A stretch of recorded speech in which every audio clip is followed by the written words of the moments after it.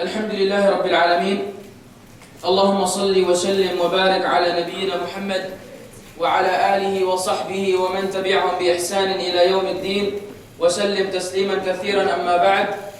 All praise is due to Allah, and we ask Allah subhanahu wa ta'ala to exalt the mention and grant peace to the Prophet Muhammad sallallahu alayhi wa sallam, to his companions, and each and every one who follows them on their righteous path until the day of judgment. Our brothers and sisters in Islam, since Allah subhanahu wa ta'ala decreed that establishing worship to Him can only be manifest through trials and tests. Establishing worship to Allah can only manifest through trials and tests. It was inevitable that in these trials and tests there will be elements of facilitation and elements of deprivation. Elements of facilitation and elements of deprivation. In better words, or this is also known as halal and haram. Elements of facilitation, halal. Do it if it makes life easy for you. Elements of deprivation, being deprived. Don't do it because it is bad for you. And this is something, alhamdulillah, that has been clearly defined in Islam. We have no ambiguity concerning this teaching, particularly when we refer to the famous hadith of An-Nu'man ibn Bashir radiyallahu anhu wa ardah, the hadith in Bukhari and Muslim, wherein the Prophet sallallahu alayhi wa sallam said, "Inna al-halala bayyin, wa inna al-harama bayyin, wa baynahuma umurun mushtabihatun la ya'lamuhunna kathirun minan nas.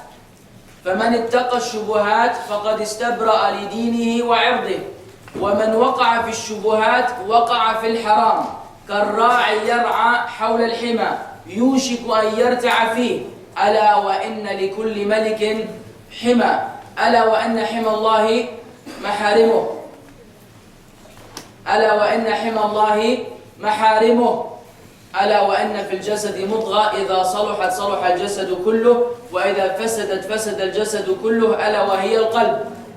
That was a lot of Arabic, but we will bring the English right now, inshallah ta'ala. And I request everyone's kind silence while I speak, if you don't mind. Jazakumullah khair. The Prophet sallallahu alaihi wasallam said, halal is bayyin, clear. It is clear. There's no ambiguity concerning it. And haram is also clear. There's no ambiguity concerning it. And then he went on to say, and between them are doubtful matters, unclear things, concerning which many people have no knowledge of. Many people do not know. Then he said, so whoever avoids these doubtful matters, he shall be protecting and preserving his deen and his ird, his religious commitment and his honor or dignity. However, whoever falls into these doubtful matters will indeed fall into haram, into the prohibitions. Then he sallallahu alaihi wasallam struck one of the best examples in the world, after the examples that Allah Azza wa Jal struck in the Qur'an, wherein he said, it is just like a shepherd who's trying to pasture his flock, his sheep, around a sanctuary, something that doesn't belong to him, someone else's farm. And he's got a sheep with him, and he's trying to pasture them in an area which, he really shouldn't be at. Furthermore, he said, يُوشِكُ أَنْ يَرْتَعَ فِيهِ.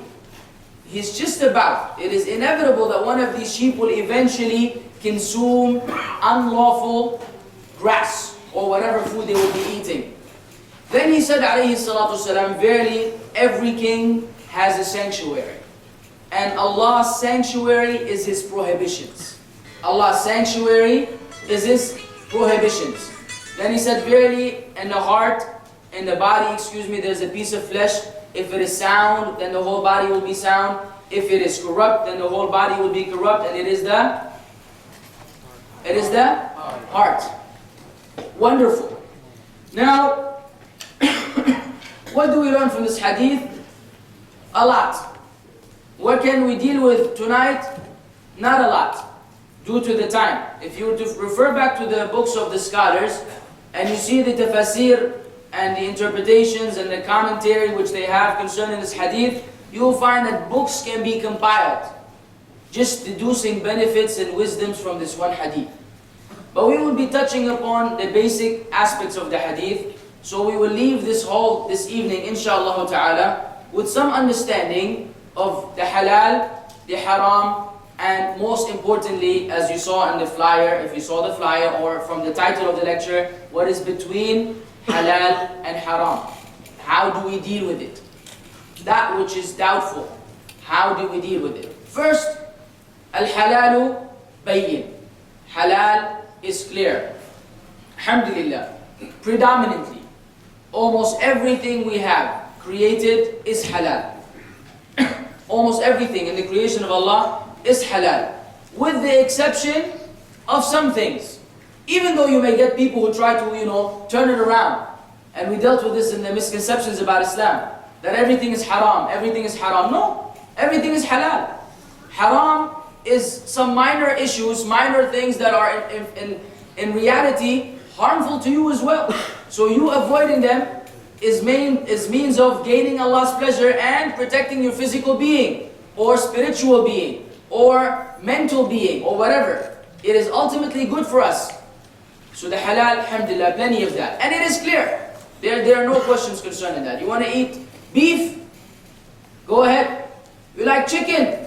Go ahead. Now, of course, we're not dealing with the way of slaughtering, right? And whether it is bake or taza, so this is none of my business. I'm speaking about, general chicken and general beef. It's halal. On the other hand, al-haram bayyin. Can anyone say that wine is okay? Is there any doubt concerning the impermissibility of wine? Fornication, and we can list a number of things? No. You will never find someone who agrees unless they really don't have, they have no understanding of Islam. They're just learning Islam. But anyone with the basic understanding, I don't think anyone in this hall, in fact, Allah knows best, but who doesn't know the major halal things and the major haram things? This is known. Where is our problem? In between. And you may be thinking, like what? Right? What are the things that are doubtful? How do I know things that are doubtful? Well, if we were to lay down the foundations and see how come we have doubtful things, then it will be easy to identify some examples. I will tell you, the first reason why we may have an undoubtful matter is the uncertainty of the authenticity of the evidence. Let me repeat. The uncertainty, we're not sure, of the authenticity, is it sound, is it authentic, of the evidence. Is this evidence sound? Usually this is in the area of what? Hadith. Because there's no such thing in the Qur'an. Everything is authentic. Example. You get a newborn baby, right? Cute little thing. You've been waiting for him for 9 months or maybe more, and finally after this long wait, here he comes. And everybody's excited. We want to do the sunnah. We want to implement the sunnah. What, brother? What is the sunnah? What is the sunnah concerning newborn babies? At the last minute, you get the phone calls. What do I do? Do I call the adhan in the right ear and the iqamah in the left ear? Did you hear that one before? Who did it? MashaAllah. Anyone? No one did it besides the brother who's had children here? Okay, be honest. Ma'alish. I will ruin your party soon. But until then, let's see some hands. So only a few brothers had actually called the adhan. Maybe others didn't do it because they didn't know about it. Not because they knew the reality of the situation. But here's what happened. It's a very popular practice. And it was popular for the longest time. There's a story behind it. Ibn Qayyim al-Jawziyah, rahimahullah, he has a book called تحفة الودود في أحكام المولود. Right? A book dealing with the newborn baby and all the rulings associated with that. Now, first, before we go to this book, there's a hadith in Sunan al-Tirmidhi narrated by Abu Rafi'. So the hadith is Abu Rafi', right? And the hadith indicates that it's a sunnah to call the adhan in the right ear of the newborn baby and then call the iqamah in the left. Well, the iqamah is a separate story. Let's stick to the adhan in the right ear. Now, that same narration in Sunan al-Tirmidhi is da'if it is known to be da'if. However, Ibn Qayyim had mentioned in his book that there was another reference for this hadith in the book of Shu'ab al-Iman lil-Bayhaqi, where in that he said, Ibn Qayyim said that this narration is also da'if. There's another weak narration in Sunan al-Bayhaqi. So pay attention, because this has to do with the science of hadith. We have one weak narration in Sunan al-Tirmidhi, one weak narration in Shu'ab al-Iman lil-Bayhaqi. طيب. Now the scholars have differed concerning the approach, but Shaykh al-Albani, rahimahullah ta'ala, who was a scholar of hadith, an expert in this field, he was well versed in the science of hadith, was of the opinion that when we have a number of weak narrations with various chains of narrations, this reality strengthens this hadith. Meaning, the chances for many individuals to narrate the same story through various chains is very unlikely, unless this hadith had some basis, right? We may have some issues in the chain of narrators, but that does not, exclude this hadith from being sound or acceptable. So based on his methodology, said, okay, we have a hadith which is da'if in Sunan al-Tirmidhi, another one which is da'if in al-Bayhaqi, Shu'ab al-Iman al-Bayhaqi. So this hadith can be acted upon due to this strengthening of the narration because of the references, and then it was allowed for the Muslims to do that. What happened? The book Shu'ab al-Iman was not available during that time as a book in the various bookstores. After the passage of time, finally the book was actually, now with the progress of the internet and so the e-books and so on and so forth, finally the book became available. The book became available, and Shaykh al-Albani rahimahullah finally had access to the book Shu'ab al-Iman. When he went to that narration, which was referred to by Ibn Qayyim in his book, he found that in the chain of narrators there were two individuals who were accused of being liars.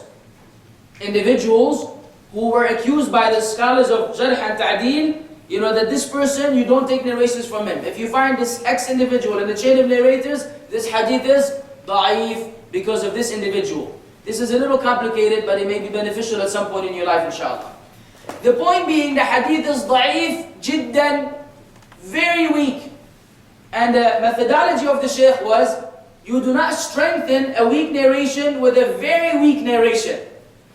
So when he finally realized that Ibn Qayyim rahimahullah had given the wrong ruling by calling it da'if, whereas it should have been da'if jiddan, he realized that this hadith now cannot hold any water. Consequently, this hadith is inauthentic. Consequently, you cannot act upon it anymore.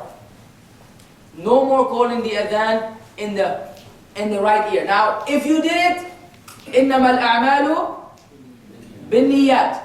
Deeds are according to intentions. If you intended to follow the sunnah, Allah subhanahu wa ta'ala will not deprive you of the reward.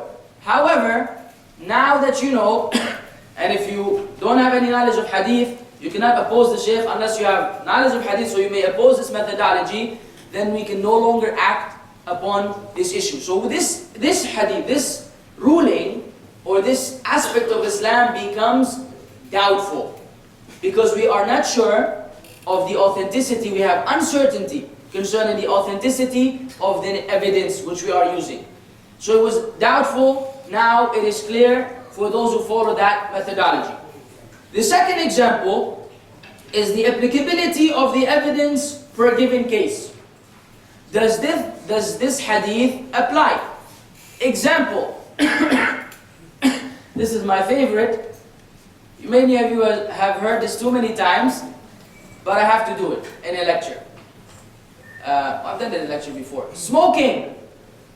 Smoking cigarettes or shisha, or I will not mention the other things, right? Any kind of smoking, tobacco and its brothers and sisters in evil, used to be among the doubtful matters, because they were not sure whether the evidences we had were in fact applicable to this smoking thing, right? Does it apply? We had narrations of do not kill yourselves, right? We had the narrations وَيُحِلُّ لَهُمُ الطَّيِّبَاتِ وَيُحَرِّمُ وَيُحَرِّمُ عَلَيْهِمْ الْخَبَائِثِ. When Allah described the Messenger of Allah sallallahu alayhi wa sallam, He said, He makes lawful for them all that which is good. And He makes yuharrim. What does yuharrim mean? From what word? Haram. He prohibits upon them everything which is evil. So, at some point in time, before the studies were made on nicotine and the cigarette and the chemicals that it contains, it was actually a doubtful matter. Do the narrations and the verses dealing with killing yourself and this is being khabitha, are they applicable to smoking or not? So even though it was doubtful at some point in time, back when it first came out in the Turkish, among the Turks, and then it started spreading among the Muslim Ummah, this is no longer the case today.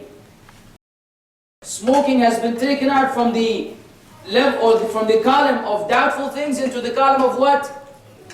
Haram. And anyone who doubts that needs to reconsider his position. It is haram beyond any shadow of doubt. How can you say that smoking is not haram? How? If we were to look at it from a number of aspects, because we need to remove this doubt. It's a doubtful matter and we need to remove it and take it from between halal and haram into haram. So no one who smokes here, or no one who knows anyone who smokes, will ever entertain this act of smoking, whether for yourself or for your loved ones. Maybe a sister, her husband smokes, or her parents smoke, or whatever. Right? Smoking needs to be out of our lives as Muslims who believe in Allah and the last day. Because of the following. Reason number one, the fact that Allah subhanahu wa ta'ala clearly stated, and this is the strongest evidence that indicates prohibition, that the Prophet sallallahu alaihi wasallam was to make things which are good halal and things which are evil haram. And no sound human being, if he were given the option to categorize cigarette under one of two columns, halal, good or evil, no sound human being, even a child, will put the cigarette under the column of good things. Because it doesn't make sense. Whether you make the studies or you don't. We have the element of the smell. Imagine someone smelling like an ashtray. Have you smelled an ashtray before? It stinks, right? Someone next to you smelling like an ashtray. His breath smells like an ashtray. This is repulsive and unacceptable. Let alone entering the masjid and bothering and harming the Muslims, which in return will harm the angels. The Prophet ﷺ said, إِنَّ الْمَلَائِكَةَ تَتَأَذَّى مِمَّا يَتَأَذَّى مِنْهُ بَنُو آدَمَ. Verily the angels are harmed with that which harms the children of Adam. So bad smell, whether it is armpit, armpit, or socks, or feet, or shoes, or sweat, anything which generates a foul odor is unallowed for a Muslim, particularly in the house of Allah subhanahu wa ta'ala. So harming the believers is not a joke. Allah says in the Qur'an, وَالَّذِينَ يُؤْذُونَ الْمُؤْمِنِينَ وَالْمُؤْمِنَاتِ بِغَيْرِ مَا اكْتَسَبُوا فَقَدْ احْتَمَلُوا بُهْتَانًا وَإِثْمًا مُبِينًا. Verily those who harm and annoy the believing men and women undeservedly, they don't deserve it. They will bear the crime of slander and clear sin. You have the right to breathe fresh air. Allah created the fresh air for us to breathe.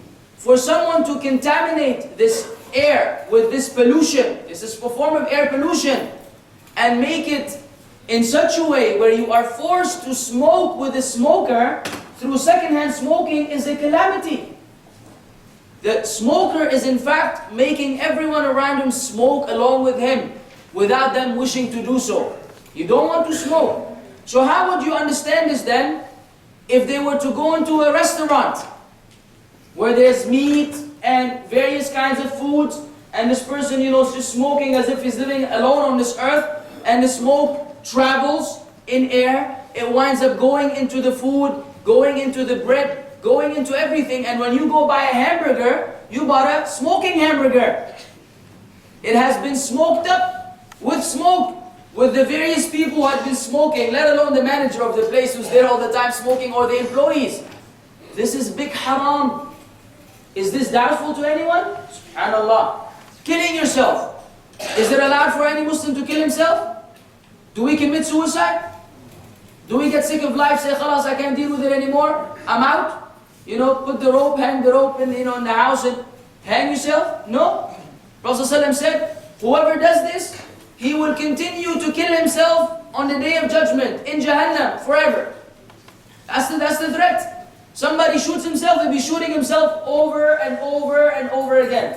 Someone throws himself from the top of a mountain, from a building, similarly. So you have Muslims now who come all the way from some far country, and they want to die where? In Mecca or Medina. So he rents the highest room up in the hotel, and woo, Superman out the window, and Superman is dead on the floor. And wallah, I've died in Medina. La ya akhi. No one will do here. No one will do this here. But I've read this in the newspapers. People wanting to die in this sacred land, so they come and commit suicide here. We say this defeats the purpose. So killing oneself is not allowed. Okay, this is a glass of water. Now, if I were to put a whole glass of poison and drink it, is this halal? Does anyone have any doubt? Fine. Inevitably it's haram. But let's do it the other way. If I say, check it out guys, I'm not going to kill myself just instantaneously. How about I do this? According to doctors, if I consume, 2 milliliters of poison, I will die. So I will put a glass of water, and I will put, let's say 3 milliliters. I put 1 milliliter today. And this coming lecture, inshallah, this coming Monday, FYI, titled Errors in Connection, will be, I will take another 1 milliliter. And on the third one, I will take the third, and then I will die on the last lecture, which will fall on a Monday, after having consumed the 3 milliliters of poison. Does that make it halal? It is still what? Suicide. So we have quick, suicide and long-term suicide. Now, have you ever purchased a product in your life that said on it, be careful, I have poison, you will probably get cancer and die, and you buy it afterwards? Imagine, you go with your children to the supermarket and there's a chocolate bar that says, contains chemicals, and whatever, gasoline. If you drink, if you eat too many of these, your children will die. Would you buy it for your son? No way. Because advertising necessitates that they lie. The only company in the world that doesn't lie when it comes to the product are the cigarette companies. They tell you clearly. And a Muslim will go afterwards and buy this, pay fulus, which we've been working hours for, hard working hours, day and night. We have family back home who need the money. Who if you gave them this 4 or 5 riyals, they may eat with it for a week. We find some Muslims, may Allah rectify our condition in theirs, use it to buy cigarettes. So now they're wasting money in something which is haram. What is the point? Smoking is haram. Anyone who says it is doubtful has no knowledge of this matter, and you don't listen to him. I gave you the evidences. They are convincing, as you can see. Consequently, my brothers and sisters in Islam, we cannot smoke, and we cannot let anyone around us smoke as well. We must enjoin what is good and forbid what is evil. There's no compromising in this element of our deen. We have not been favored as a nation except because of this quality. Now, if you brothers and sisters who come to da'wah, who have da'wah tendencies, da'wah inclinations, the tendency to become rightly guided, to be good Muslims, if we don't do this, who's going to do it? The people who don't show up? No one will do it anymore. And we may be destroyed as an ummah. So when you see someone smoking, get involved. Memorize the evidences. They're available in many fatwa. Know the rulings. And stop the people from smoking.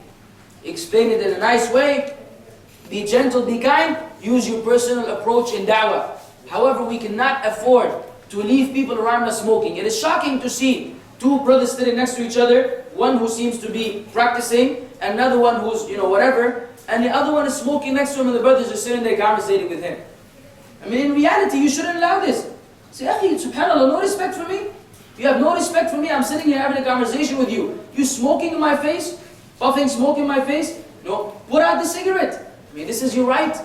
So if we don't do this, the smokers will think that no one will ever stop them. So they will continue to smoke everywhere all the time. And when you try to stop them, they will look at you funny. And this happens nowadays. We've had people say, mind your business, man. Why everybody smokes? Why do they bring it into the country? Look at this funny. Huh? If it was haram, why is it in the country? MashaAllah. This justifies it now? If people are committing zina in this country, so we say zina is halal. Wallah, people are committing zina. What the people do has nothing to do with the ruling in the book of Allah and the sunnah of His Messenger sallallahu alayhi wasallam.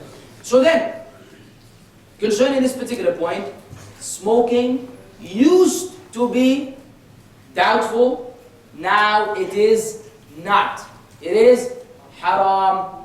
Please remember that. Act upon it and share it with others. طيب.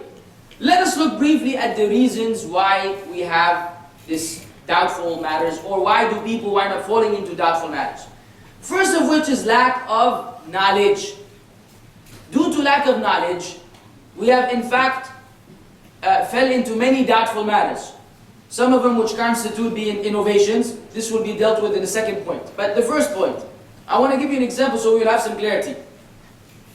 You are in the masjid on the day of Jumu'ah, okay? And half an hour or so before the imam comes, there's what we call the first adhan. We're on the same page? Right. The mu'adhin calls the adhan, and you're sitting there, repeating after him, getting the sunnah in and whatever, in terms of the dua. When he's done, what do you do? He finishes. You got 40 minutes, something like that, until the imam comes and the second adhan is called. The first adhan is done. What do you do in the meantime? Read Qur'an. Anything else? I'm sorry? Make dua. Anything else? Nawafil? How many? 4. I'm not gonna look at the speaker as so it will be more neutral. Yeah, I'm shocked that was not the first suggestion. Pray the 4 rak'at sunnah, right? Is this a sunnah? It is not a sunnah. Why is it not a sunnah? Because at the time of the Prophet sallallahu alaihi wasallam, they had only one adhan. So he would come in, immediately go to the mimbar, get on the mimbar, say Assalamu alaikum wa rahmatullahi wa barakatuh. He sallallahu alaihi wasallam will then sit down, the mu'adhin will call the adhan, and then immediately afterwards the khutbah will begin. There was no second adhan. When did that come in? In the khilaf of Uthman radiallahu anhu. Uthman is which khalifa among the khulafa? Third. So that means we had Abu Bakr as-Siddiq radiallahu anhu, then Umar, then Uthman. It wasn't until Uthman when the Muslims became huge, mashallah, in size, in numbers. And then it was necessary that they would first notify the people about the first one, and then, so they would come to the masjid. Then the second one was the actual first adhan at the time of the Prophet Muhammad sallallahu alaihi wasallam. Now you may say, hold on, is this an innovation? Is Uthman innovating into the deen radiallahu anhu arda? No. Why? What's the evidence? What's the evidence? عليكم بسنتي وسنة الخلفاء الراشدين المهديين. Prophet ﷺ clearly told us, upon you is my sunnah and the sunnah of the rightly guided khulafa. Uthman radiallahu anhu was from the rightly guided khulafa. His sunnah, then whatever he saw fit during that time, is actually from the sunnah of the Prophet Muhammad sallallahu alaihi wasallam.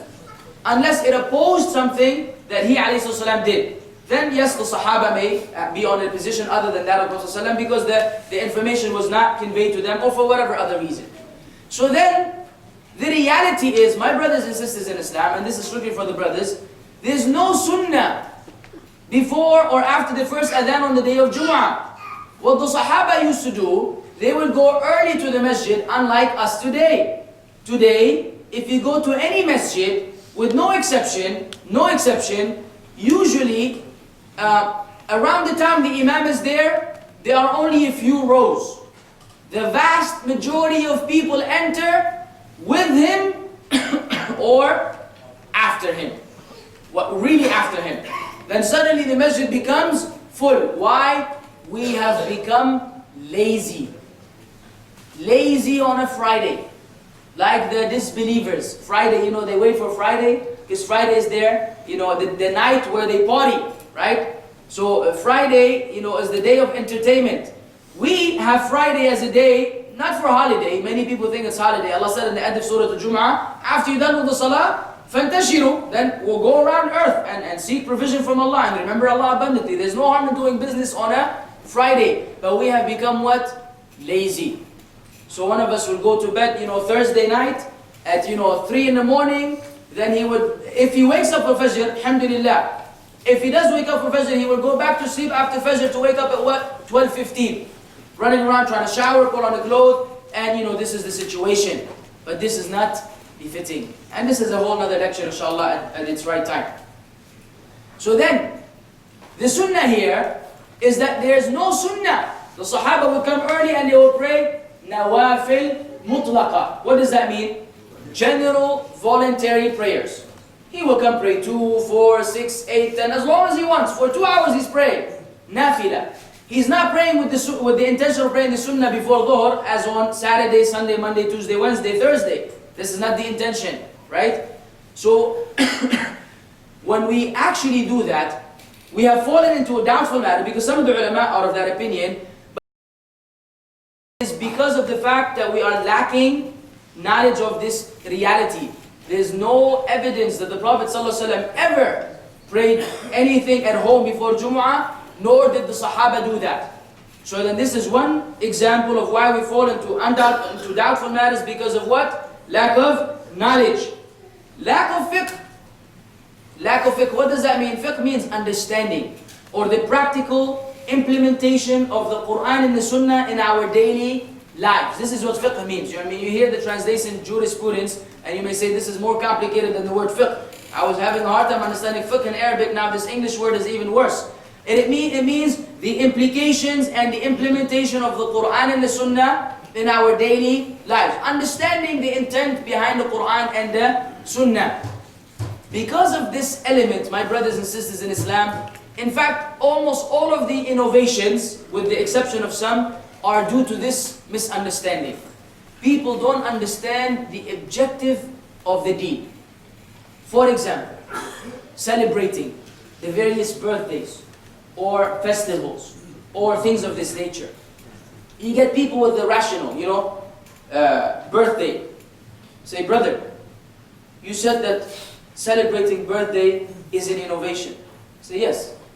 He says, but it's not an act of worship. It is not an act of worship. Akhi, but you're imitating the disbelievers. Yeah, but this is not part of their deen also, right? It's not part of their religion. It's not like a Christian says this is part of the teachings of the church, right? They do it for what? Why do people celebrate birthdays? Be honest. Tell me the truth. Why do people celebrate birthdays? Gifts. Barakallah fi. Gifts, man. Come on now. If you used to celebrate birthdays before, if people showed up to your house with no gifts, you will kick him out. You want to eat my cake? Where's my gift, man? Where's my iPhone? Where's my recorder? Where's my shoes? Ma salama. Out. You will never talk to him again. Your friend will become your enemy the next day. What kind of rude person is this? Coming to my house with no gift. What is it? Gifts. Christmas, gifts. New Year's, gifts. People love gifts. So this is an opportunity. Okay, I buy the cheapest thing for the people and I get the most expensive from them. This is the mind of the man. You get this for 3 riyals and he will give me the gift for 30 riyals, and it's just a bunch of calculations trying to acquire worldly material. That's what it is. There's no other objective. Type, a Muslim, does he have this approach in life? Come on brothers, give me gift? I don't think so. Okay, you say it's not an act of worship. It is, they claim, those who celebrate birthdays, it is not an act of worship. We say time out. Forget about the kuffar, imitating the kuffar, it's not part of the religion. If it's not part of the religion, you can do it. Otherwise, you cannot wear a t-shirt. Because a kafir wears a t-shirt, and we didn't wear t-shirts before, so no more t-shirts, we say no. This is not specific to their religion, it's a matter which there's room in it, ما في مشكلة. So then how do you refute that? We say, okay, when you gather the people to your house, and you're saying it's not an act of worship, what is your intent? I mean, what is the purpose behind choosing that day where you were born to have a good time, to enjoy yourself? They will tell you, without a doubt, so I can be thankful to Allah. He gave me another year of life, right? He gave me another year of life to live, to prosper. Say, okay, when you praise Allah, is it an act of worship or not? Praising Allah, Alhamdulillah, is an act of worship or not? Do you have to do it according to the sunnah or not? Can you praise? Some people like to praise Allah by dancing. Okay? Say, hey man, this is the Sufis. You know, they go around until they get dizzy. They got nothing to do. Right? They say, this is, dhikr, Allah, Allah, Allah. All day, beating themselves. I don't know where these people came from and they claim to be among the masses of the Muslims. We got funny individuals. Go to YouTube. Don't even go to YouTube. But because there's so much evil there. But if you're able to go and Google these things and go strictly to the video, you will not believe some of the things you see. I mean, people, dancing and doing all kinds of funny stuff in the name of Islam. And they consider this what? Worship to Allah. Just like the Christians in church. In some other countries, without naming them, if you were to go to church on Sunday, you will think it's a disco. They got pianos, guitars, and there's a whole musical band. And people screaming on the thing and crying, hallelujah and all this. What is this? A party. It's not worshipping. This is people having a good time listening to music. So this is their concept of what? Praising the Lord. So we have Muslims who follow the footsteps that Prophet ﷺ told us. The point being, if you're saying that you're just being thankful to Allah, you have to be thankful to Allah in a way which He legislated. So now this very intent of yours is an innovation. And this doubtful matter becomes clear. But why was it doubtful for that individual? His understanding of fiqh was not there. He did not know what was the intent behind the Qur'an and the Sunnah when they brought these teachings of what? The distinction and the individuality of Muslims in comparison to the people around them. We are unique. We are special. We are superior. We say this with confidence. Allah made us as an ummah like that. So we don't follow those who are beneath us. We don't imitate those who Allah does not love or is not pleased with. Otherwise, this is misunderstanding of the deen. You see what I'm saying? So if you have this understanding, you could clarify many misconceptions in terms of our conduct. Do I do this because the kuffar do it or not? Then we have to go to the basic understandings of Islam. If you understood this concept of worshipping Allah is conditional to a textual evidence, then you will know that even the birthday as a means of thanking Allah is no longer lawful. Not because it's imitating the kuffar or otherwise, because they will be able to answer that. With that, you can remove this doubtful matter and it moves on to the category of haram. Because innovations are halal or haram? Haram. Thirdly, lack of contemplation. What is contemplation? Pondering, reflecting. Sometimes we haste. We don't think long enough, and when we don't think enough, we come up with funny stuff. Just recently, a beloved brother of mine, who's a revert to Islam, it appears from his name at least, who I've been corresponding with via email. He always has different questions. Some other country, I don't know what the country is. He sent a question that said, brother, I have a serious problem. Khair. That's what you say. Khair. May Allah make it good. He said, I do not understand how can Allah punish someone in the hellfire for eternity. How is it that Allah will not show mercy to these people at some point in time? I believe, or I've heard that some say, that at some point in time, they will be taken out from Jahannam. Okay? This was the issue. Please advise, comment. guide me in this area. Now, if you think about it, right now when you heard it, what happened to you? You're like, oh yeah, this is right. Is it possible that Allah will, Allah Rahman Rahim, He will leave someone in Jannah forever? What does the shaitan start doing?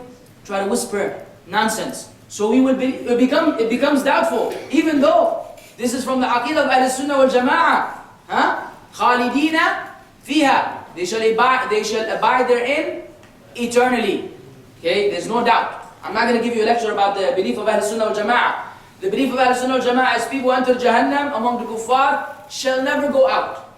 Never go out. The Muslims, they will go in, then once they pay the consequences of their sins, they will be taken to Jannah. Disbelievers, no. But let's contemplate. Have you contemplated on this before we came to this conclusion? I will give you two approaches. One which I've mentioned before, and one which I've not mentioned before. The first one, I mentioned before. You hire an employee, and you give him all, you invest in him. The company's going out of business, big company, and they have 50,000 riyals, or not even, more than that, left. And the only way they can grow and boom as a business is by hiring an IT who will be able to develop a software for them which will make them superior to the contending and competing businesses around them. So they find this unique individual who's qualified and has everything that he needs. They get in touch with him, they contact him, say, listen, we want to hire you. We will give you everything.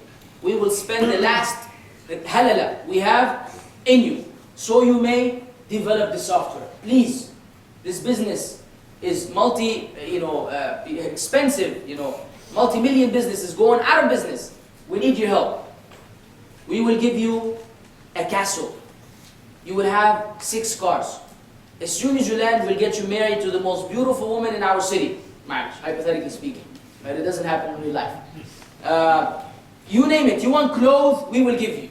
You want, leadership, we will give you. Everything you want shall be given to you.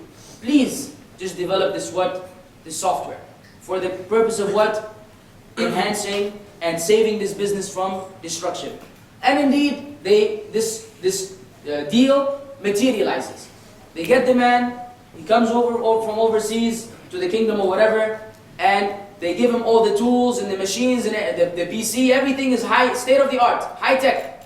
Just put together this software. And he starts working. In the process of his work, he meets an employee who works at one of the contending businesses, one of their competitions. And he starts feeling very bad for this helpless employee who is also suffering with this company, right? So he decides that he will develop this software and then give it as a gift to the other employee. He does.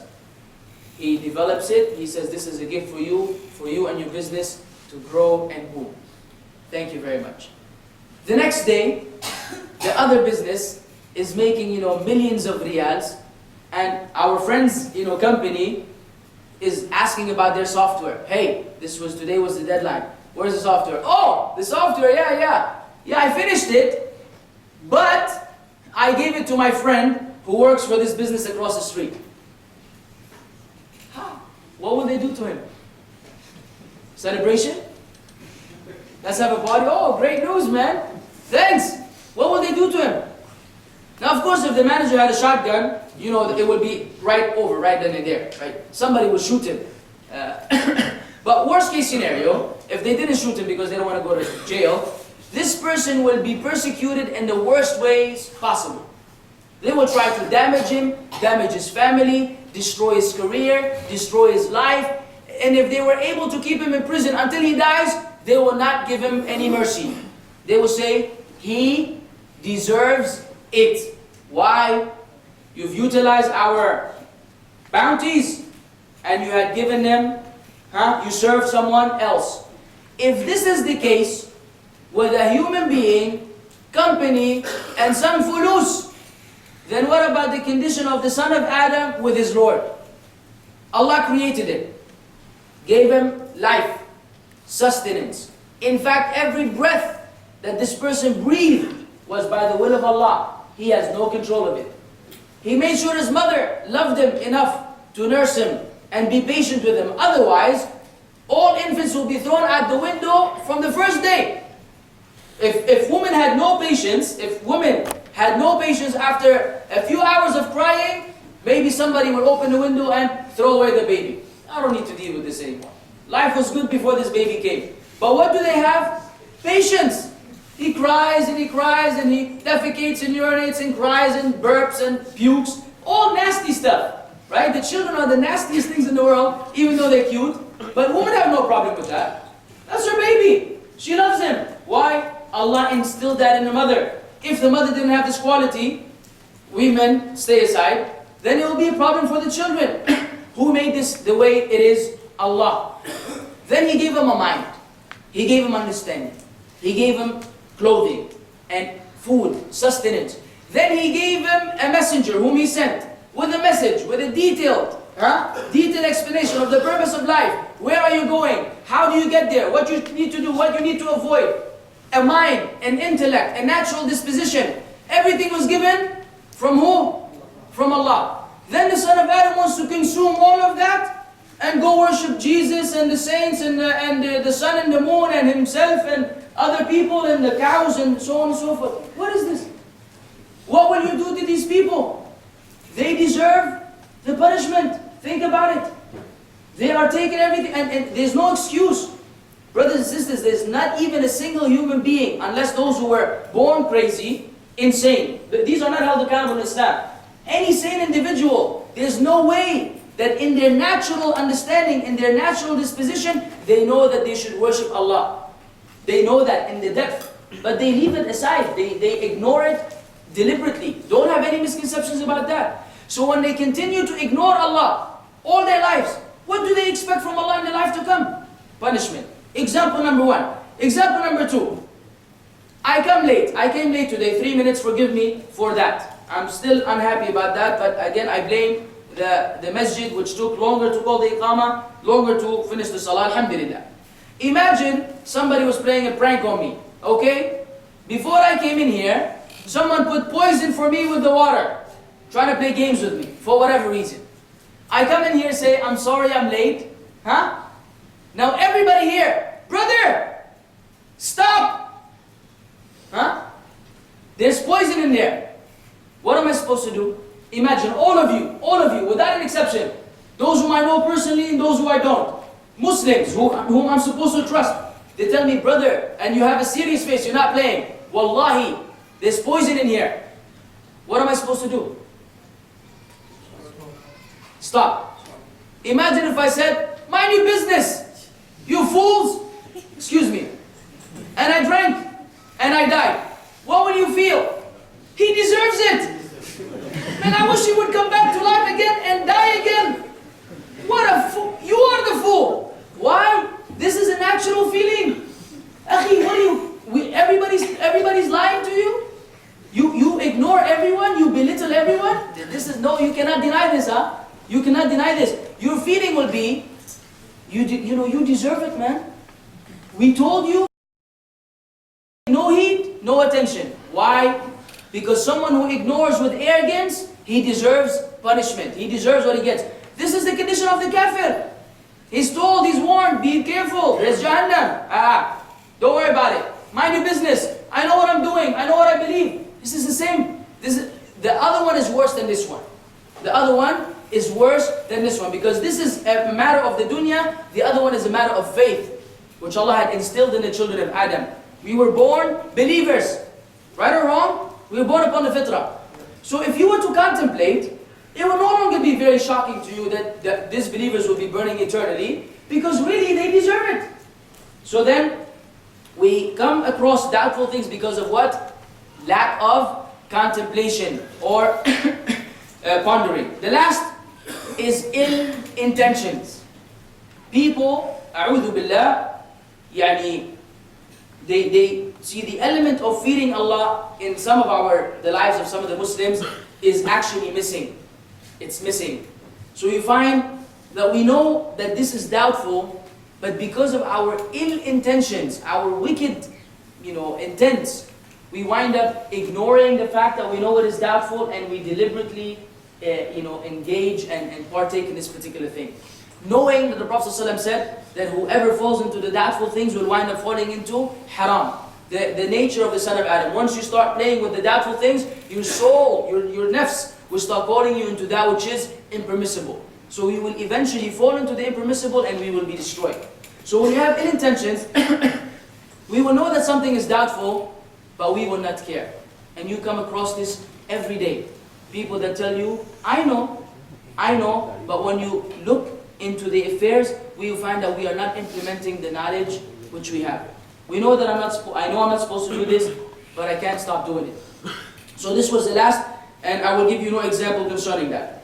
So let us say at the end, the wisdom behind these doubtful matters. You may say, why did Allah subhanahu wa ta'ala make these doubtful things exist in our lives? Why did Allah make them exist in our lives? They're making things complicated. No. In fact, this is means of testing. Furthermore, this is how we distinguish the people of knowledge from those who don't know. Because you find that the people of knowledge, the scholars, and those who are scholars, not anyone here, they will actually go into the depth of these matters. So they may clarify for the Muslims the halal from the haram. Had everything been clear, like as they say, black and white, and there was no gray, then it would be very easy. But testing is actually in the gray area. When you know something is wrong, khalas, when you do it, you're blameworthy, right? When you know something is right and you don't do it, you're blameworthy. But when it's gray, here's where you are being tested with your desires, the whispers of the shaitan, and you having wara'. What is wara'? Cautiousness. Being cautious. Listen, I know this may be okay, but let me leave it alone for the sake of Allah subhanahu wa ta'ala. Let me leave it alone in order not to fall into that which is doubtful. So with this, the people of knowledge become appreciated among the Muslims because they are our reference when it comes to areas which we ourselves cannot identify because of the variations in the teachings of Islam.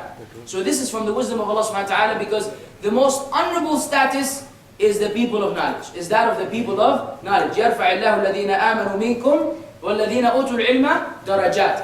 Allah raises in degrees those who believe amongst you and those who were given knowledge. Allah raises them in degrees. So the alim becomes superior or supersedes the other one through his knowledge of these intricate details of Islam and being knowledgeable of the doubtful matters in Islam. So when he presents them to the people, they are no longer doubtful. So when we come to the area of smoking, for example, you may hear it from a number of individuals and you may not be convinced. When you hear it from a scholar, who breaks it down with the evidences, it's no longer doubtful. So this is important. Now the scholar becomes virtuous in the sight of Allah subhanahu wa ta'ala. And last but not least, what we need to understand, excuse me, brothers and sisters in Islam, is really the purpose of life. When we know why we were created, we will have the proper approach concerning every single doubtful matter in Islam. If we knew that Allah Azza wa Jal has made this life a fitna, وَنَبْلُوكُمْ بِالشَّرِّ وَالْخَيْرِ fitna, and we will test you with evil and good as a trial. When we know that, and we strictly avoid the evil and the doubtful, and we enjoin and act upon the good, then we are in fact guaranteeing ourselves a place in paradise in the life to come. Guarantee bi-idhnillah azza wa jal. Because Allah will not place someone in Jahannam who has striven in his life to be among the righteous. Allah will not punish someone who was striving in this dunya to enter Jannah. Whereas, if we don't have this right understanding, we will get the shaitan playing many games with us. And the biggest game he has is what? Allahu Ghafurun Rahim. Allah is all forgiving, most merciful. Ma'alish, I will do this. I know it's wrong. I will do it. I know it's doubtful. I will do it. But Allah is forgiving. Allah is most merciful. But brother and sister, Allah had already said in the Qur'an that Allah is Shadidul Iqab. He is also severe in punishment. نَبِّئْ عِبَادِي أَنِّي أَنَا الْغَفُورُ الرَّحِيمُ وَأَنَّ عَذَابِي هُوَ الْعَذَابُ الْأَلِيمُ. This is an amazing ayah in the Qur'an. Allah said to the Prophet Muhammad sallallahu alaihi wasallam, نَبِّئْ عِبَادِي, inform my slaves that I am the most forgiving and the most merciful. But the ayah continues, وَأَنَّ عَذَابِي, and that my punishment is the most severe punishment. Two sides of the coin. Don't only look at one. There's also severity in punishment. So we don't play around. We don't play around with something that will land us in Jahannam. Because at the end of the day, I will finish with these ayat. Allah says in the end of Surah Al-Nazi'at, فَإِذَا جَاءَتِ الطَّامَّةُ الْكُبْرَى يَوْمَ يَتَذَكَّرُ الْإِنسَانُ مَا سَعَى وَبُرِّزَتِ الْجَحِيمُ لِمَنْ يَرَى فَأَمَّا مَنْ طَغَى وَآثَرَ الْحَيَاةَ الدُّنْيَا فَإِنَّ الْجَحِيمَ هِيَ الْمَأْوَى صلى الله العافية وَأَمَّا مَنْ خَافَ مَقَامَ رَبِّهِ وَنَهَى النَّفْسَ عَنِ الْهَوَى فَإِنَّ الْجَنَّةَ هِيَ الْمَأْوَى. This is the bottom line of everything. These few ayat, they summarize our lives in this life and our lives to come. Allah said, so when there comes to them the greatest catastrophe, which is the Day of Judgment, الطَّامَّةُ الْكُبْرَى, it covers everything because of its greatness and magnitude. يَوْمَ يَتَذَكَّرُ الْإِنسَانُ مَا سَعَى. On that day, the son of Adam shall remember what he was striving for in the dunya. Because all the deeds will be presented to us on our book of deeds. Then we are divided into one of two categories. As for the first, فَأَمَّا مَنْ طَغَى وَآثَرَ الْحَيَاةَ الدُّنْيَا. As for he who transgresses by falling into the haram and the doubtful, and following the desires and the whims and lusts, وَآثَرَ الْحَيَاةَ الدُّنْيَا, and he favored the life of this world. These are the two destructive qualities. Transgressing against Allah's limitations and favoring the dunya over the akhirah. What will be the abode? The hellfire. On the other hand, the other kinds of people whom I'll ask Allah Azza wa Jalla to make me and you among them, as for those who fear standing before their Lord, they fear the Day of Judgment, that I will come with my book of deeds, and angels shall be presenting me and bringing me forth, dragging you in front of Allah. And Allah Azza wa Jalla will ask you and remind you, you did this on that day, you did this on that day, and everything will be presented to Allah. If we were to fear that day, then we would prepare for it right now. There'd be no playing around, there'd be no following desires, there'd be trying to be the best Muslims we can ever be. The best Muslims we can ever be. We will fall short, we will not be perfect. Each one of us here has his own shortcomings which only Allah knows about. However, that does not mean that we don't strive, because that day is coming. So the one who fears standing before his Lord, and then وَنَهَى النَّفْسَ عَنِ الْهَوَى, and he prevents his soul from what it desires, from evil desires. There are lawful desires and unlawful desires. If you stop yourself from following what it likes, which is not pleasing to Allah, فَإِنَّ الْجَنَّةَ هِيَ الْمَأْوَى.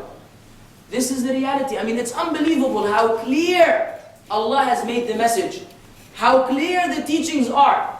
This is the simply, I mean, if you were to learn physics or mathematics or anything, it would be way more complicated, right? The triangles and then right angles, and forget it, man. Acute and this and that, this is a headache. This is simple stuff. Look, man, you don't transgress, huh? You don't favor the life of the dunya. That's the first thing, the two things you need to leave alone. Two things you need to leave alone. On the other hand, you fear standing before Allah, so you bring to mind the accountability, and you stop yourself from what it desires, you'll go to paradise. Is there any simpler equation than that? This is the simplest in the world. What are we missing? Implementation. What are we missing? Acting upon this basic information. Because of what? Our evil selves sometimes, the shaitan, along with that, and allowing ourselves to mix with people who don't fear Allah. All these are elements of destruction. We need to be in this life as what? Strangers. Try to be, a Muslim who takes the deen seriously. When you do so, then you can only expect blessings from Allah. The happiest people on earth are the believers, not the Muslims. The believers among the Muslims who have the highest level of belief. These are the most honorable among the Muslims and the most content in terms of what Allah subhanahu wa ta'ala had revealed. So their hearts are open to Islam. Their hearts, فَمَنْ يُرِدِ اللَّهُ أَنْ يَهْدِيَهُ يَشْرَحْ صَدْرَهُ لِلْإِسْلَامِ. Whoever Allah wants to guide, He will open his chest to Islam. What does that mean? This applies to the kafir and to the believer. meaning you love Islam. When you learn something new, you can't wait to put it into practice. Not you learn something new, say, oh no, but I like to do that, brother. Are you sure this is haram? Are you sure Allah said I have to do this? Come on now. But I like this, I like that. No, this is, Allah has not opened you just for Islam. The Sahaba, when any information was given to them, ala tul, they would put it into practice. They wouldn't ask, excuse me, Messenger of Allah, is this a sunnah or a wajib? Never. When he told them something, whether it is voluntary or obligatory, they what? They acted upon it. Why? They loved Islam. They loved Allah. They loved to please Allah. They loved to imitate the Prophet Muhammad ﷺ. So they were the most successful people who ever walked upon this earth. And if we wish to follow their footsteps, then we need to have the same attitude. So I invite myself and you to this way of life, to this attitude, that of the successful individuals. We cannot depend on ourselves because we are weak. We depend on Allah. We need to beg Allah to grant us that. Beg Allah, oh Allah, use me as service for Islam. Make me someone who serves your religion. Utilize me for the propagation of this deen. This is a dua which we should have, as even if we're not saying it verbally, in fact, in feelings. We should want to be Muslims, good Muslims, serving Islam. So Allah subhanahu wa ta'ala will become pleased with us and make us among the inhabitants of Jannah. وآخر دعوانا الحمد لله رب العالمين وصلى الله وسلم على نبينا محمد. Wonderful. The way we understand this, akhi, is in the light of what we know as general. Let me see the brother because I like to look at the question. What we look at this, akhi, in the light of what both are from the teachings of Islam. And our understanding is that there's never any contradiction. So whenever we have things which appear to be contradicting one another, we have to understand one in the light of the other. The general ruling is having a bad smell is not allowed. The exception is when you're fasting, because it is beyond your ability. So consequently, you will not be held accountable for that because it is required of you to do so. This is in terms of the negligent individuals. Those who go to bake and eat garlic, with the judge, and then he goes to the masjid burping from the beginning of the salah until the end. So this one, this is concerning those individuals. Or those who don't shower, or they don't remove their armpit hair, and they don't use means of beautifying their smell and so on and so forth, then whoever has shortcomings in this area. Is that clear, inshallah? How do we, as lay people, judge, know what opinion is stronger when there are two trusted scholars that have opposing views on a given issue? Well, in fact, the scholars have different advice concerning this issue. Some of them say you follow that which is safer, okay? That which is more safe, farther from impermissibility. Others say you follow the scholar who you trust more, who you think is more fearing of Allah. Others say you follow the scholar who is more knowledgeable in that area of the deen. Meaning if you have a muhaddith and a faqih, and the issue is an issue of fiqh, not an issue of hadith, then you go with the opinion of the faqih if both are equal in your sight as far as God-fearing, individuals. And the last opinion, which is the one that should be avoided, is that you follow the one which is easier.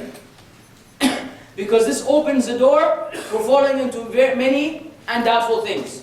So even though it is there amongst my advice to you, not a fatwa, my advice is go with that which is safer from the scholar who is more knowledgeable in that science of Islam. If it is hadith, an issue of authenticity of hadith, then go with the alim of hadith. If it is fiqh, mufassir with the mufassirin, tafsir with the mufassirin, and so on and so forth. Excuse me. Question number 6, mashallah, tabarakallah. Question number 2. To what extent should one have taqleed when following a madhab? Are all the madhabs equally correct in their rulings? Can one opinion be stronger than another? Excuse me, how can a person judge this? There will be a whole lecture dedicated to this matter, titled, What is your madhab? So be patient, inshallah, because I don't want to, ruin it ahead of time. If anyone is in a dire need to know, then you can email me at onewaytoparadise@gmail.com, inshallah ta'ala, and then I will give you what is available so far concerning this issue. Yes? Is it true that a good deed washes away another sin? A good deed washes away? It washes away a sin. Yes, it's in the Qur'an and in the Sunnah. Allah says in the Qur'an, إِنَّ الْحَسَنَاتِ يُذْهِبْنَ السَّيِّئَاتِ. Verily the good deeds remove the bad deeds. And the Prophet ﷺ said, اتبع السيئة الحسنة تمحها. And follow up an evil deed with a good one, it shall erase it. So you got it right there. So a person who has more good deeds than the sins should go back. Right. What advice would you give to those people who trying to convey the message? Okay. The right message that you Clear. Inshallah. Then, let me deal with the questions since they're from the floor before we deal with the papers. It's easier for me to read them. This I may forget. Concerning the first one, ya akhi, well, let's put it that way. At the time of the Sahaba, or even at the time of the Prophet Muhammad sallallahu alaihi wasallam, when someone came to the masjid smelling like garlic or onions, they would actually kick them out of the masjid and send them to al-Baqi', to a graveyard, so they may hang out there, right, and not harm the Muslims in the salah.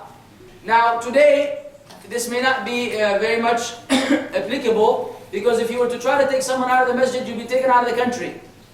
So you leave that alone. Wisdom is necessary for the believer. What you do is you run away from this person after you have what? Advised them. You must advise him. Say, Akhi, you smell like cigarettes. Your presence here is forbidden. You are harming me and the angels. You come in to gain reward with the salah. You are leaving with sin. It is not allowed for you to be here in the masjid. Please, for the sake of Allah, you need to stop smoking. Or in the meantime, until you quit smoking, before coming to the masjid, don't smoke. And brush your teeth. And put on some perfume. Do all the necessary. So you will not come here smelling like cigarettes. If someone leads you in the salah, then your salah is valid. However, if you know that this masjid has a tendency to have a smoker lead you in the salah, don't pray at that masjid anymore. Right? But you advise them as well. Advice all the time. This is what I could think of concerning the first question. Concerning the second question, it's very tough. If you see someone is 50 or 60 years old, meaning there are some almost senior citizens, or are, and try to convince someone at that age that he's wrong and you're right, is usually far-fetched. But that does not mean that we don't attempt and try.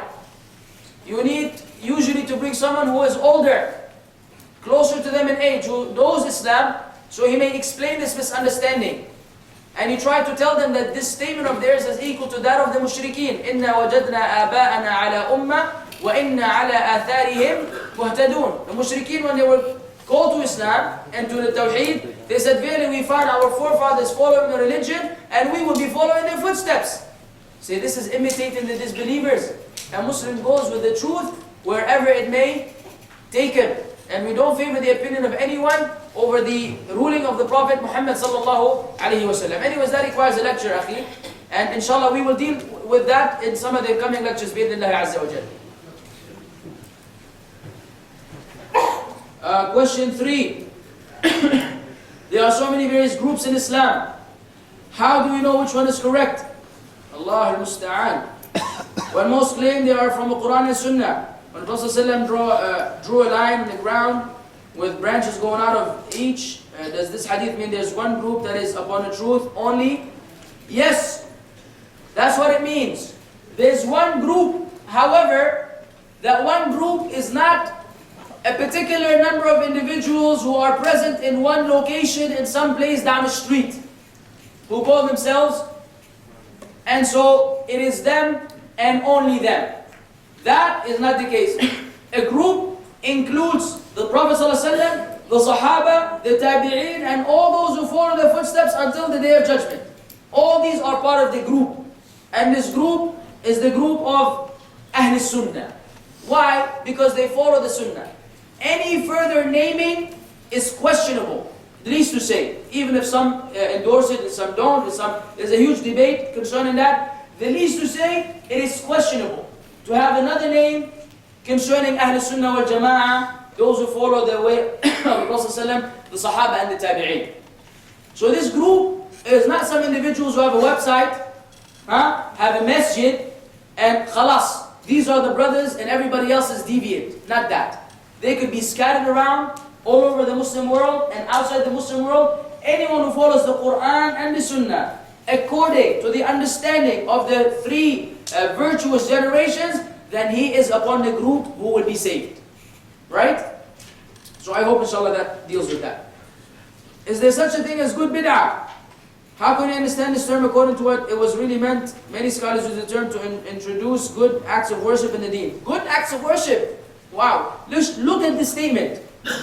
They use this term to introduce good acts of worship. SubhanAllah. I mean, the mind doesn't accept it. How can someone introduce a good act of worship? Once they're introducing, it's no longer good. Because they're introducing something which the Prophet ﷺ did not introduce. Ma'lum? Okay. So there's no such thing as good bid'ah. Because the Prophet ﷺ said, كُلُّ بِدْعَةٍ ضَلَالَةٍ. Every innovation will lead astray. So after he said every, no one can come and further divide his statement. If I say everyone here is going to get a bottle of water, okay? No one can come and say, no, he really doesn't mean that. He means every, 25-year-old male with a beard. I didn't say that. Who gave you the right to speak on my behalf? I said every, I mean every. Prophet ﷺ said every. Somebody's going to come and say, no, excuse me. Every doesn't really mean every. It means, no. This is nonsense. This is nonsense. There's no good innovation. Allah says in the Qur'an, أَمْ لَهُمْ شُرَكَاءُ شَرَعُوا لَهُمْ مِنَ الدِّينِ مَا لَمْ يَأْذَنْ بِهِ اللَّهُ. Or do they have partners who introduce, who legislate for them in the religion that which Allah did not legislate? SubhanAllah, what is this? So, this is another lecture as well. But in the meantime, no. Can someone shake the hand of a woman for business meetings? Because by not shaking the hand, it may cause more harm. Ya salam. I don't know what more harm, what worse harm is there. Losing some fulus? Right? Such as not getting employed for a job. Even the handshake is without desire and only as one-off. No. And finally, no. Look. Remember what I said? Lack of what? Contemplation. Look at it from the other side. This job is a test from Allah. This job is a test from Allah. Knowing you will be in a predicament where you may disobey Him. He will place you there. Will you favor Allah and please Him and abandon the job? Or will you follow your desires for the job and disobey Allah? Don't look at it as material and business and I will lose getting employment. The employment came from Allah. And if it doesn't come, it is from Allah. And the other one with the right hand, thank you sir, too late. It will come from Allah subhanahu wa ta'ala also. You follow me? So look at it as a test from Allah. Allah knew. Allah decreed that this will happen.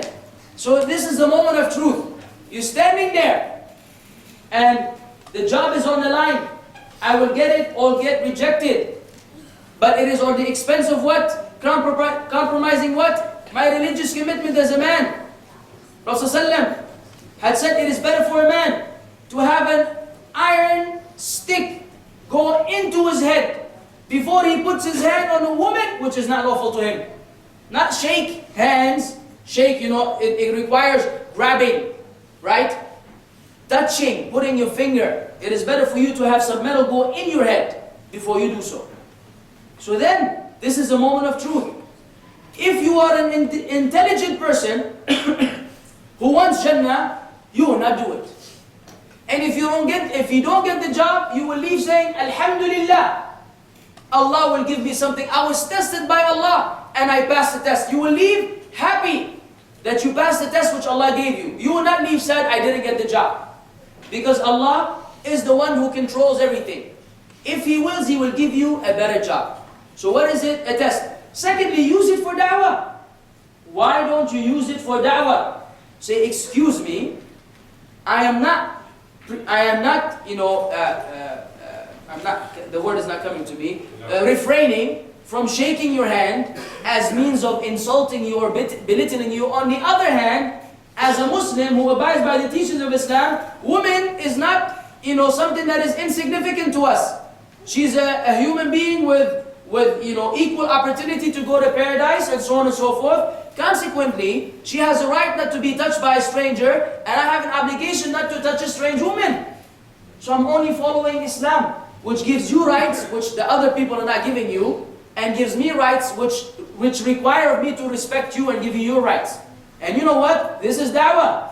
She may say, hey, that's what I've been looking for. It seems that everybody just wants to shake my hand for some other reasons, not to get a job. So this will make the woman realize that she is respected in Islam. So you can turn it into a da'wah, opportunity. But without that, if you're unable to do that, then you don't shake the hands. And, as they say in the slang in Lebanon, جَعَلْ عِمْرُ مَا يِجِي. May this job never come to you if it's going to cause you to disobey Allah. From the beginning, you're going to become, like the people who get married. Funny people. From the first day, the day where they need Allah's blessings the more, Allah's guidance, Allah's protection, they begin their life with sin. Music and men and women mixing and dancing, they begin their life upon disobedience. What do you expect to be coming in the future? Nothing but a'udhu billah, evil. So, you want to begin your job on good terms with Allah, then begin a job where you were pleasing Allah in the beginning. And then Allah will make your sustenance lawful bi'idhnillah. طيب. MashaAllah. As usual, the questions are more than the lecture. Many people are celebrating Eid Milad, birthday of Prophet ﷺ. How to counterfeit are the rules of Lebanon Muslims. Ouch.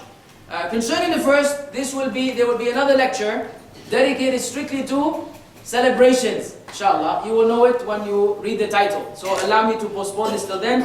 If you're dying to know, just email me onewaytoparadise@gmail.com. Are the rules of Lebanon Muslims? No, they are kuffar.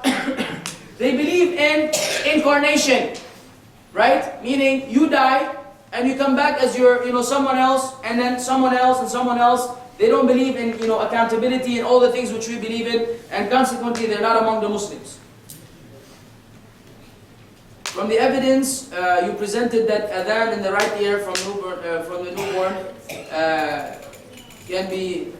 can no longer be used. So what you should do from now on while the new baby is born? Well, what we have from the Sunnah, good question, mashallah. The Sunnah indicates that when the newborn baby is born, that you get some dates, right? And you kind of you rub it on your finger. Okay, you don't give him a date. Some people, get excited saying, "Eat a date." This poor man, he can't even suckle yet, And with the seed inside, right? He'll manage to take it out with his teeth, which he doesn't have. Anyways, so you get some dates and you make it soft and mushy like that, and you rub his gums with it. You rub his gums with it. Just something sweet. This is the Sunnah of the Prophet Muhammad sallallahu alaihi wasallam. This is the only thing that we know of as far as at the moment of birth. Now, after 7 days, you shave the hair, and then the weight, you value that in silver. Then you give sadaqah equal to the value of silver. If they are like 3 grams, so what is 3 grams? 3 grams of silver is 50 riyals. You give sadaqah 50 riyals. You slaughter 2 sheep if it is a male, 1 if it is a girl. If you haven't named him, it may be the sunnah to name him on the 7 days because there were such indications. There are times the Prophet ﷺ mentioned that it's the sunnah is to name on the 7th day, and there were times where he named his son on the day he was born. He said, I was blessed with a son today, and I named him tonight, and I named him Ibrahim. Shukran. Right? So the 2 sheep, or the 1 for the female, the circumcision, of course, for the boys, and so on and so forth, and khalas. This is what I can recall right now. And I cannot elaborate because I don't want to keep you here until midnight. Let me go back. These have been dealt with. Okay. Assalamu alaikum. Given adhan in the newborn's ear a weak hadith. What about other issues? Okay. Shaving the head, I just dealt with. Tahniq, I just dealt with. Shaving the girl's head. There's a difference of opinion concerning the girl. Some of the scholars say, even the girl, you shave her head. I mean, shaving the head is actually good for the head in terms of the hair growth. According to the doctors, it helps strengthen the hair and the whatever things that grow the hair. There's a medical discussion concerning that, and some of the opinions of the scholars mention that the girls can be included in shaving the head as well. Some of them say strictly for the boys. Some people say makruh. Na'am, you're right. Some people do say so. Can you give more details of the correct sunnah concerning newborns? I mean, this is what I know. There's a difference of opinion. personally, I believe that it is okay for the girls as well, right? Based on what I've read from the fatwa of the ulama. Assalamu alaikum. Wa alaikum salam. Worshipping in the masjid behind someone who's wearing, some drawing, I guess, example of eagle. Please explain. Well, I mean, we should not go to the salah with clothing that contain images. We should not be wearing clothes with images, clothes with images, period. Right? It's just not from our way of life. Because angels do not enter a place where images are. And we're speaking of images of things that possess souls, like human beings and animals. But if someone is leading you in the salah, I have no knowledge whether the salah is sound, valid, or invalid. This is beyond me. So Allah Ta'ala alam. I heard a hadith where the believers were praying that, I don't know what it is, Tarawih, I guess, individually in the masjid. He ordered them to pray behind Ibn Mas'ud, Umar. He called this a good bid'ah. We have a few issues here. First, he did not call them or command them to pray behind Ibn Mas'ud. Right? He commanded to pray behind who? Who ya shabab? Who was the first one who was made to lead the Muslims in Tarawih? Umar commanded who? Ka'b. Ubay ibn Ka'b. Ubay ibn Ka'b. This was the one who led the Ibn Mas'ud. Secondly, you have to go back to the interpretation of the ulama concerning the statement of Ibn Umar, نعم البدعة هذه. Good bid'ah. The actual bid'ah here can be understood linguistically or legally. What he was referring to was the linguistic meaning and not the legal meaning. Evidence. Who was the first one to lead Muslims in congregation in Taraweeh? The Prophet ﷺ. Why did he not continue? He was afraid it would become obligatory. We would not be able to handle it. He left it alone for what? For a reason. When he died, ﷺ, can it ever become obligatory? No. No more wahi. So then the illah is gone. We can go back to the sunnah, which is what? Praying in congregation. So logically, there's no bid'ah there. Forget about the wording used. In fact, there's no innovation. So then we understand the statement in the light of the understanding of Umar radiallahu anhu wa arda. Yes, sir. In regards to the Prophet didn't pray Tarawih in the masjid, he prayed it in his home. So when Umar radiallahu anhu moved the Tarawih, he moved it to the masjid. Wouldn't that be something different? Because He didn't. The Prophet prayed it clearly in his home. No. He was set up outside his home. Then it seems that later, now Abu Bakr radiallahu anhu, the issue never came up during his caliphship after Prophet died. Muslims continued to pray individually in the masjid, the Tarawih. Now, So now, the second Caliph, radiallahu anhu, he collects them when he sees them in the masjid and says, now pray behind such a person. Isn't that the fact that it's in the masjid as opposed to the Prophet's dwelling? Isn't that something different? okay, And does that qualify as the terms of a new bid'ah? right, Did he not use the term good bid'ah? right. Two approaches. Approach number one, which we mentioned earlier, we were commanded to follow the Sunnah of the Prophet ﷺ and the Khulafa. So this is just to end the discussion, not with you, but in case someone would like to go further with this. To end the discussion, our default answer is, look, this is from the Sunnah of Umar. The same way Uthman gave two adhan, you accepted that? Otherwise you should stop the second adhan. If Umar did this, then you should accept that as well. You see that? That's the first approach, which puts an end to it. However, let's go to the understanding. Did the Prophet ﷺ pray at home? No. His house was neighboring the masjid, in a sense that it was attached to the masjid. A carpet was laid out for him. The Sahaba were praying behind him. His house, as Aisha said, when he would pray with Aisha in the house, when he made sujood, he had to pinch her, so she would move her legs, so he could make sujood, because the place was so tiny.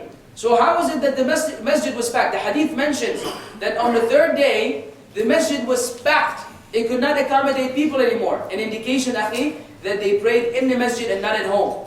He may have started at home, people started praying behind him, and then he led them in salah in the masjid, then he stopped. Inshallah. The question though, the sister asked earlier about the term good bid'ah, and did not Umar use that term, it's a good bid'ah. Yes. How to concentrate in salah and get close to Allah subhanahu wa ta'ala. Yeah, that is not a lecture, that is a biography. And time does not allow it. However, in the upcoming lectures, I'm not going to mention which, this very issue will be tackled. Inshallah. Very much to the depth. Thirdly, I got friends who are not perfect in salah religion. So how to deal with it? Should be with them or just cut off to improve our own self? Please advise. No, if you are unable to get them on your side and you're afraid that they will get you on their side, then leave them alone. Then leave them alone so you will not be destroyed in the process. However, if you have the means to improve yourself and improve those around you, then keep company with them in order to bring them onto your side. So this is what situational. We cannot say to everyone, leave them or keep them. It depends on the person and his friends, his style, his character, his ability to convince people, and so on and so forth. So it is situational. Right? I believe these are the last of the questions. Anything else? Right, no, actually there was something on the back of this one. Yeah, here. If we follow a scholar that is more knowledgeable, then we would be safe to say follow scholars of the West that deal with Islamic mortgages. Okay, and have more experience on the issue than to follow scholar in the East that has not come across this situation but rule it as haram. Example, Saudi scholars versus Western scholars. Whoa. If there are people at work that do not pray, it is obligatory for me to remind them to pray every time. Will I be sinful if I don't? Now let's deal with the first one. Yes, a person being in a particular environment does help him, deduce the proper ruling for that environment. However, what we have to be careful of is unqualified, quote-unquote, scholars who end up taking this stand and giving fatwa without being qualified simply because they are living in the West. So this is not across the board. If you have two equally qualified scholars, and one was living in the West, and one was living in Saudi, and you wanted a ruling concerning something that is happening in the West, then you take it from the Western scholar, because he is more knowledgeable of his environment. But if you have a scholar, a mufti, and you have someone who just, doesn't have, the basics of the deen or some of them down, you don't get a fatwa from him, because now they tell you riba is halal. They tell you, they say, look man, you're living in the land of kuffar, and you can just consume riba, take it, and instead of the kuffar taking it, this is all rationalism. Why give the money to the kuffar? Take the money, help the Muslims. Ya akhi, once you take riba, once you take it, for whatever reason, Allah has declared war against you. Allah and His Messenger declared war against you. In the Qur'an, Prophet ﷺ said, Allah curses the one who pays riba, the one who consumes it, the one who writes the contract, and the two witnesses. All of them are equally cursed. Why? Because there's no room for riba in Islam. No room. So now they tell you, they give it different names, different titles, and they try to make it lawful. No. Even if he's a Western scholar, we will not go with that. Unless he is grounded in knowledge, we know that he's qualified, he's received tazkiyah from the people of knowledge that this person is qualified to give fatwa. He knows the environment, then and only then we look into it with the understanding, not with the blind following. Otherwise, we have to be very careful from individuals in the West and otherwise who take it upon themselves to convey particular information which is against the clear teachings of Islam and will be misguided in the process. Wallahu a'lam. Concerning the salah,